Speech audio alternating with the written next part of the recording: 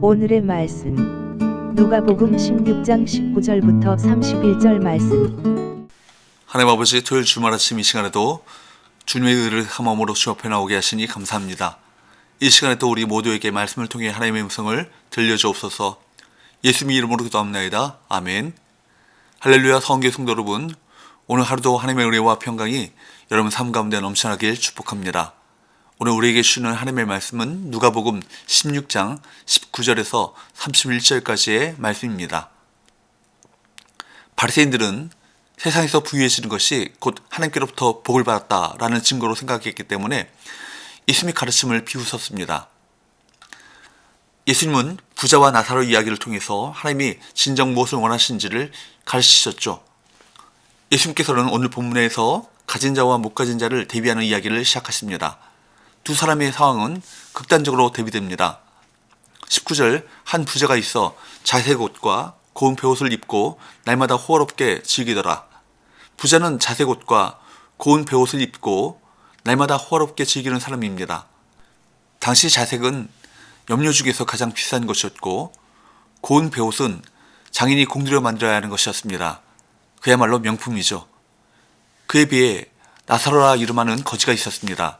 20절, 그런데 나사로라 이름하는 한 거지가 헌데투성이로 그의 대문 앞에 버려진 채, 그는 헌데투성이로 그의 대문 앞에 버려져 있습니다. 21절, 그 부자의 상에서 떨어지는 것으로 배불리려 하매 심지어 개들이 와서 그 헌데를 핥더라.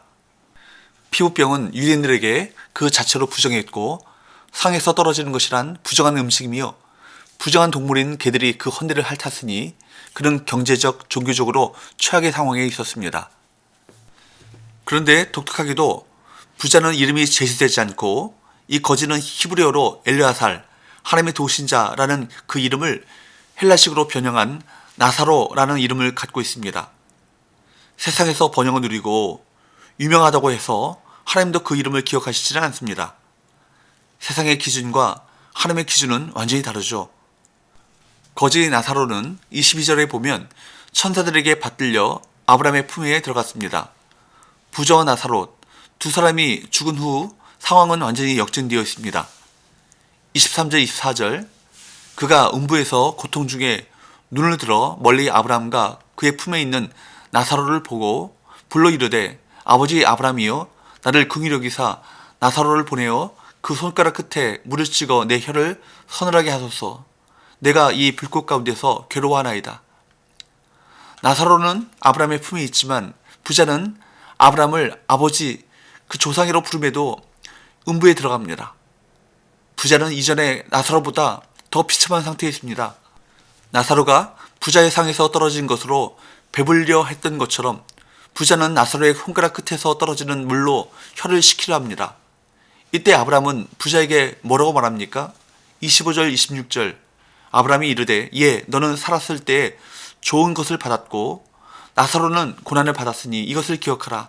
이제 그는 여기서 위로를 받고 너는 괴로움을 받느니라.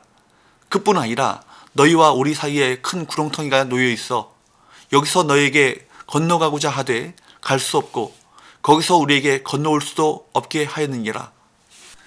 살았을 때 좋은 것을 받은 자는 사후의 괴로움을, 고난을 받은 자는 사후에 위로를 받는다고 말합니다.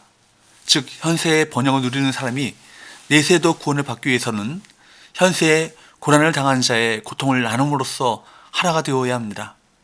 사후에는 천국의 복락을 나누어 그 고통을 덜어줄 수 없습니다. 부자는 자기 요청이 수락되지 않자 아브라함에게 무엇을 요청합니까? 27절 28절, 이르되 그러면 아버지여 구하노니 나사로를 내 아버지의 집에 보내소서.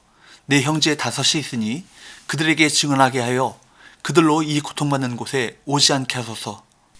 이 부자는 이제 자기 형제들을 걱정하기 시작합니다. 자신은 비록 이 지옥에 있지만 아직 살아있는 그의 5 형제들은 이 지옥에 오지 않도록 해달라고 했습니다.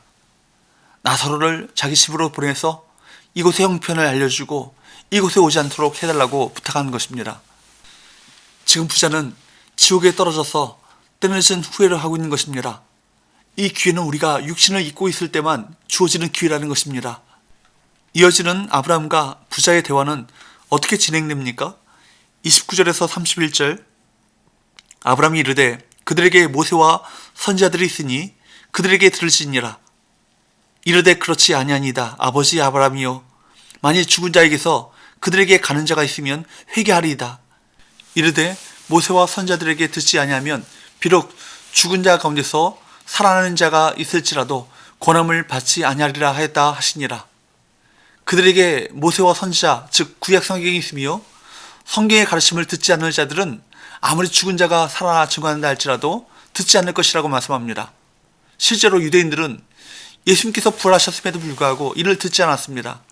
분명 성경은 하나님이 주시는 복과 세상의 번영이 같지 않으며 세상에서 사람들이 추구하는 모든 것은 결국 헛될 뿐임을 가르칩니다. 그럼에도 성경을 잘 안다는 유대인들이 돈을 사랑하고 돈이 하나님이 주시는 복이라고 생각하며 하나님 나라의 가치를 세속적 번영과 같다고 여겨 예수님의 가르침을 비웃었던 것입니다. 이런 자들에게 영원한 생명이 주어질 수는 없는 것입니다. 오늘 본문의 부자는 살아있을 동안에 육신의 쾌락과 일락을 즐기다가 하나님 없이 죽은 자입니다. 그리고 22절과 23절 말씀에 보면 음부에서 고통을 받고 있었다고 하였습니다. 사람은 죽은 다음에는 이 세상의 일에 참견할 수 없습니다. 세상에서처럼 나사로를 자기 마음대로 할 수도 없고 사람을 살려보내서 자기 형제들에게 전도할 수 있는 자격도 기회도 없습니다. 복음 전파의 기회는 다 때가 있는 법입니다. 오직 살아있을 때만 가능하죠. 구원을 얻는 것도 살아있을 때만 가능합니다. 우리 인생들이 한번 죽은 후에는 모든 기회가 끊어집니다. 우리가 먼저 죽은 자들을 위해서 할 수 있는 일이 아무것도 없고 죽은 자가 산 자들을 위해서 할 수 있는 일도 아무것도 없습니다. 그러므로 오늘이라고 일컬어지는 이 시간을 놓친다면, 이 기회를 놓친다면 후회하게 되는 것입니다. 부자는 지옥에 가서 아무리 안타까워 부르짖어도 그 소원은 이뤄질 수 없는 소원이었고 죽은 자가 살아서 말한다 할지라도 믿지 않을 것이라고 했습니다. 이미 때를 놓쳤습니다. 후회하여도 소용이 없습니다.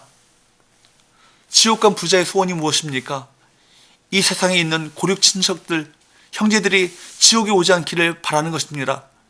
여기서 우리는 교훈을 받아야 할 것입니다. 전도해야 하는 내가 죽으면 당연히 전도할 수 없습니다. 내가 전도해야 할 그 사람, 전도 대상자가 죽어도 전도할 수 없습니다. 내가 살아있을 동안에 전도하려고 하는 그분이, 그 전도 대상자가 살아있을 때 오늘이라 일컬어지는 동안에 피차 전하고 전도하여 구원에 이르기를 힘써야 할 것입니다. 오늘 본문 말씀은 부자는 구원받지 못한다 라고 가르치는 내용이 아닙니다. 다만 부귀와 번영을 자기만을 위해서 독식한다면 부자와 같은 결말을 맞이하게 될 것이라고 경고합니다. 이 부자는 부귀 영화를 누리면서도 대문 앞에 쓰러진 거지에게는 관심조차 가지지 않았습니다. 그러면서 자기는 아브라함의 자손이므로 죽어서도 당연히 천국에 갈 것이라고 생각했을 것입니다. 주님께서 우리에게 허락하신 환경과 재물은 청직인 우리에게 맡겨졌을 뿐임을 기억하면서 복음과 하나님 나라를 위해 선용하는 저와 여러분 되시기를 축원합니다. 기도합시다. 하나님 아버지, 우리가 거지처럼 살다가 세상을 떠나도 구원만 받을 수 있다면 우리 삶은 축복된 삶이요, 우리가 부자처럼 살다가 예수 믿지 못해서 멸망받는다면 그것은 저주받은 삶임을 깨닫습니다. 우리에게 구원과 생명을 주신 이 은혜에 늘 감사하게 하시고 세상 복만 추구하다가 영생을 잃어버릴 믿지 않는 영혼들에게 이 진정한 복을 증거하는 삶을 살아가게 하여 주옵소서. 예수님의 거룩하신 이름으로 기도하옵나이다. 아멘.